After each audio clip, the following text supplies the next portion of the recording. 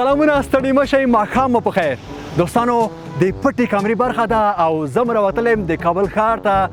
نو دوستانو نن څه کوم راځئ په ګډه یې راسره وګورئ بود بر صبح آوردم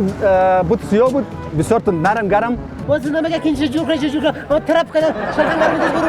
میره او رو چطور کنه نه کامرا السلام علیکم خوب هستید سلام شما جور بخیر صد خیر تبا که جوری شما خوب هستین بود ما جور شد نه کدام بود بوده ها کدام بود بوده بود بر صبح آوردم بود سیاه بود بسیار نرم گرم گرم بوده اینو گفتم ما 15 دقیقه 20 دقیقه نباید نیم ساعت بعد میدونید چی بوده که اومدیم میدونید گفتین تا 20 دقیقه نیم ساعت بعد اومده کار ما تا 20 دقیقه نیم ساعت دیگه کار کردیم ما ذهن تو قایب دارم دیگه این کار کجا بودی خیبوت چی کردی خوبه چی کردی این دلیل دیگه نرم من یک ساعت برام میتی اینو باز میگین چه شده فقط میگم ما بود آوردیم به جور کار ما نمیگیم کجاش دی ما کجاش با جور کنم حاجی ما بود بر آوردیم میگه بود ما جور کردی یعنی چی بود ما چی کردی آقا جان اینجا پول بزن این دلیل بگو این بود ما این جور کار تو بالا میگه پناه ما بود آوردیم اینجا جورش کار بالا تو سر کلام میدونیم تا میکنیم پیش راه این چی دیگه خوب هستی ما خوب هستیم آقا جان مثل که شما خدا مسخره کنیم ما رو مسخره کنیم ما میدونیم چی کنیم دار مسخره نیست حاجی ما صبح بر تو بود آوردیم مال دیگر از چیستا قربان برم اینو بدن ما کدام ماشین بر کدام جناتور نیستیم ما کار کسی که نفهمیده نگفته این کار کسی نمیکنیم خیبوت چی کردی بود چی کنیم بود میاره طرف کارش شلغم وارد میذاریم اون کجاش ور جور کنیم شلغم مری حاجی کس نانداخته ما بود آوردیم و بود ما 20000 قیمت لر حاجی بود پیدا کردن باز خود میبینیم خلاص دیگه بود اطلاعات نقره‌باش برام فرق نمیکنه فقط بگو اینو تو همین گپ کنم بود طرف کنم میره پیش راه بود دیگه اگه ما بود انداخته باشم خیلی که بود چی شد ما چی شدی چی کردی بود شد تو نشون دلیلی بگو بود ما صبح وقتی بر آوردم چی کردی بود انداختی و رفت پشت کار دیگه این چیکار چی دلیل ما بر گفتم بود ما جور کو 20000 قیمت داره او رو تو بردی خانه که 20000 روپیه با خود بگیری آقا جان ما چیزی کردن چیزی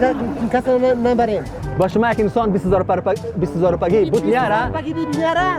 باز نمیگه که اینجا جور کنه طرف کنه شلغم وارد دست برو میره او رو چطور کنه حالا شلغم رو با شما نانداختیم سعید بود بر آوردیم 20000 قیمت داره 20000 روپیه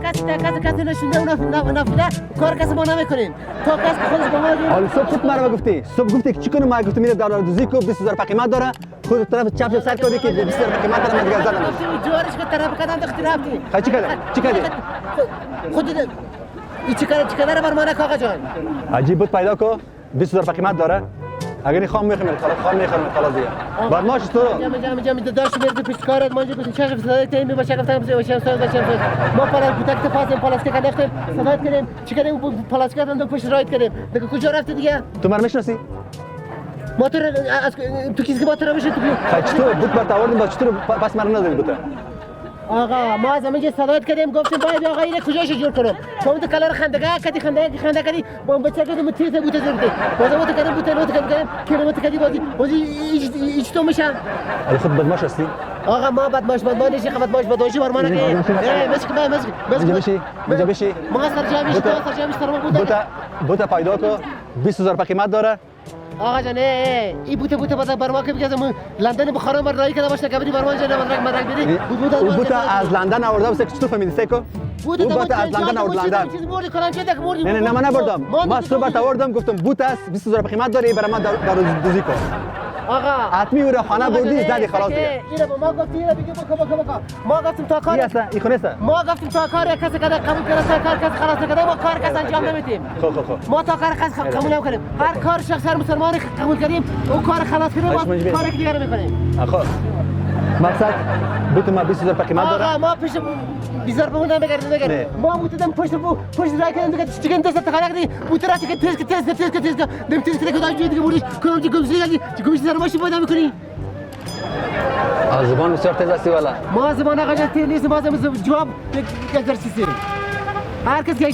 جوابش میتیم آقا نیست که دانو بخا و رمضان سوال هر که بس خونه سلام بزنه میگم نه بس کلام آواز چکش کردی نه نه چاکوش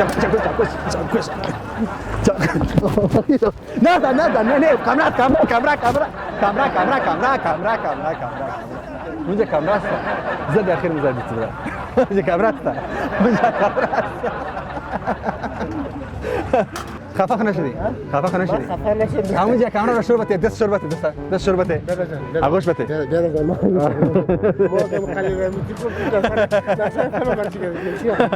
قبول کردم والا ماشاءالله باز دوستانو یک سیلی زدی مقصد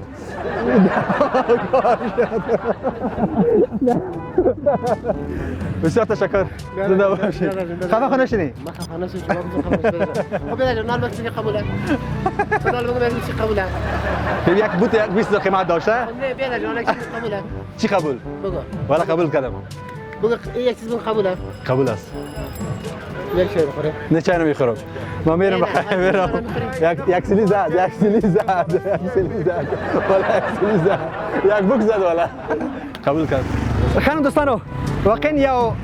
غرم پکو خوړو خو خو چې په چاکوش باندې ونه وهلم بس روغ رامټ شکر الحمدلله پټه کمره ده د هر څه پکې راځي بس موږ غواړو هیوادوال خوشاله اوسي اوس ورزش سټوډیو ته تر بیا مو پوره بخون کې خدای سپارم خاد او بریلی اوسئ